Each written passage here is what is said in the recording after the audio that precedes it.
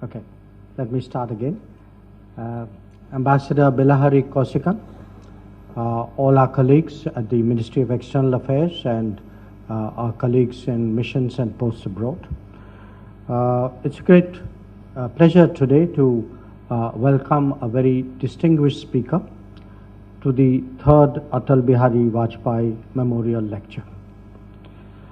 This is the first lecture which would be delivered in person because the last 2 years due to COVID restrictions that was not possible.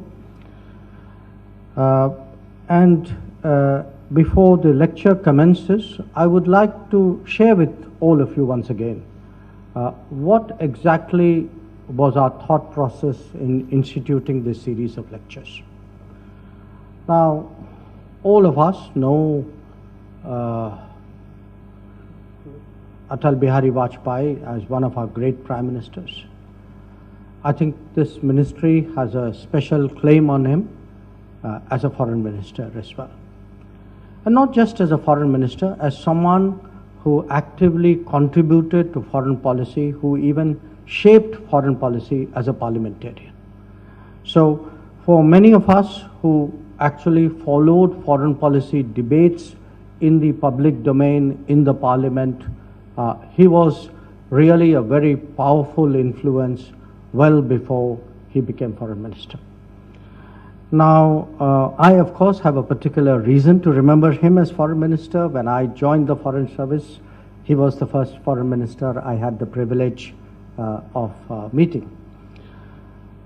But when we look back at his contributions as Prime Minister, as Foreign Minister, as a parliamentarian, as someone who really shaped the larger Indian national security and public policy discourse, there are different aspects that come to mind. One which I think the film brought out was, in a sense, the what today we would call cultural rebalancing, which is projecting India's culture, history, traditions on an international stage. But as a practitioner, I think what is particularly important and today very relevant to note is how much, how developed and nuanced his understanding was of the world, of the contemporary world, the world in which he operated.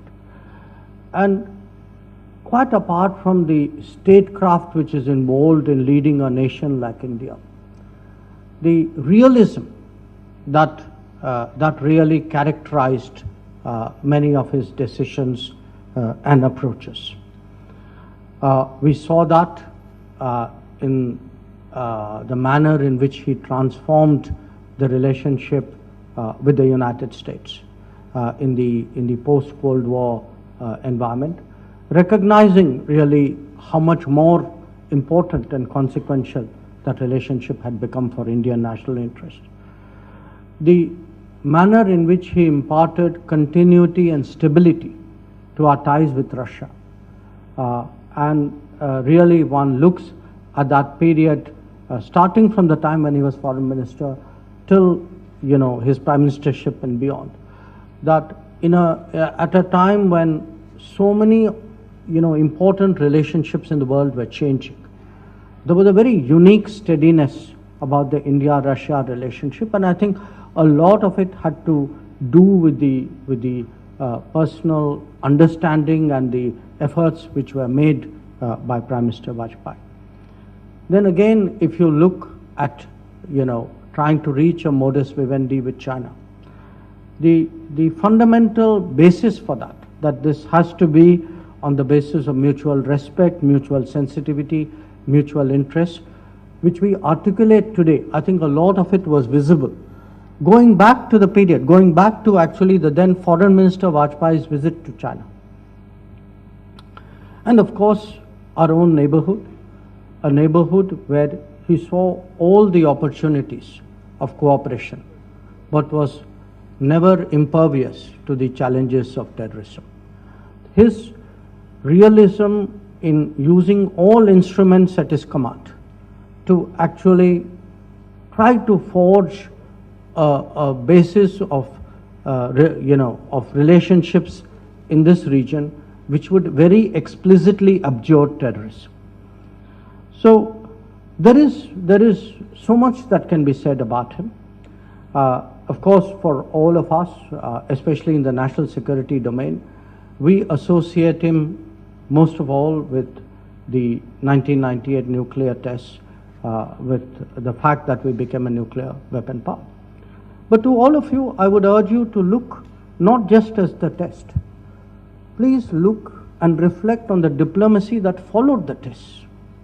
The fact that within a space of 2 years after that test, we had engaged all the major countries of the world, had actually brought them around.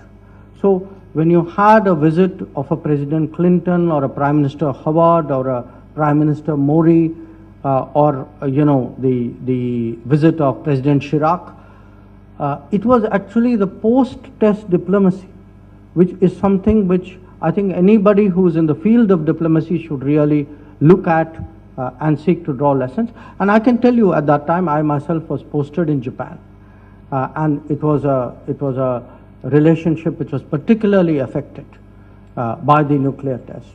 But we always drew from the Prime Minister the confidence that we would find a way of settling it down. And indeed, today, when I look at that relationship, I marvel at the wisdom and the maturity with which Prime Minister Vajpayee got all of us to look at that particular challenge.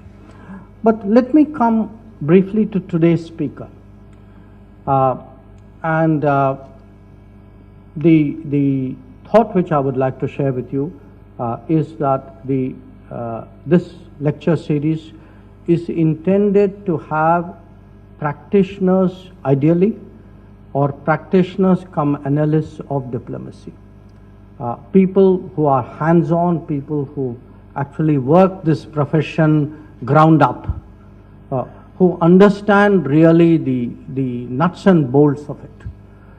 It is from them we want to hear, because it is through them that we would develop a good understanding and really live up to the expectations of Prime Minister Atal Bihari Vajpayee.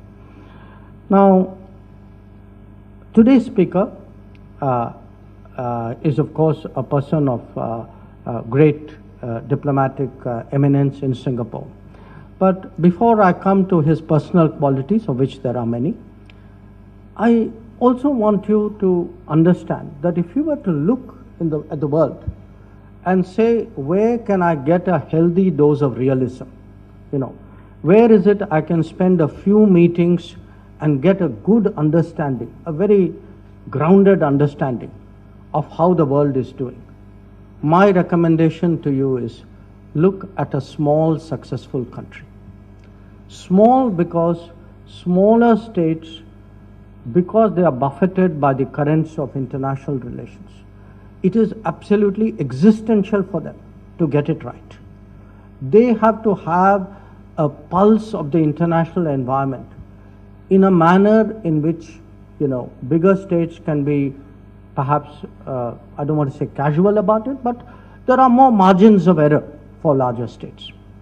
But a successful small state, because if a country continuously reads the international situation right, leverages it to actually make a successful political and economic model of it, goes up remarkably in the span of 1 or 2 generations, then I think that is really where a lot of the learnings are. And I'm not saying this simply because it is a place I happen to serve in, but when I look at all the places I served in, it was a place I met remarkable people with enormous knowledge and experience, with a great deal of understanding of the world, with an ability to continuously, the nimbleness, the sort of dynamism out there, the energy out there. That is something which really sets Singapore apart. And for today's lecture, therefore, there was very good reasons why we chose a person who can truly qualify as a preeminent diplomat of Singapore, who has been directly, of course, associated with our relationship, but who, serving his own country, knows the world, knows the region, follows the geopolitics, who's been very active in analyzing the big issues of the day, and who has the ability really to connect the dots, because that too is a big challenge in the diplomatic profession. We tend to look at events by themselves. There's something happening between US and China. There's a conflict in Ukraine. There are the consequences of COVID. There's a big supply chain worry.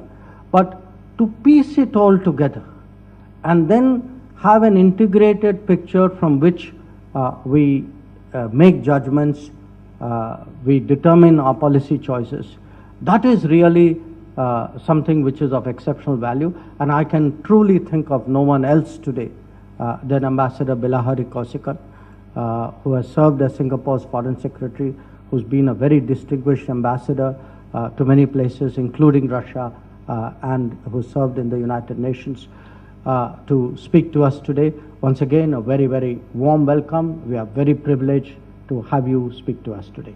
Thank you.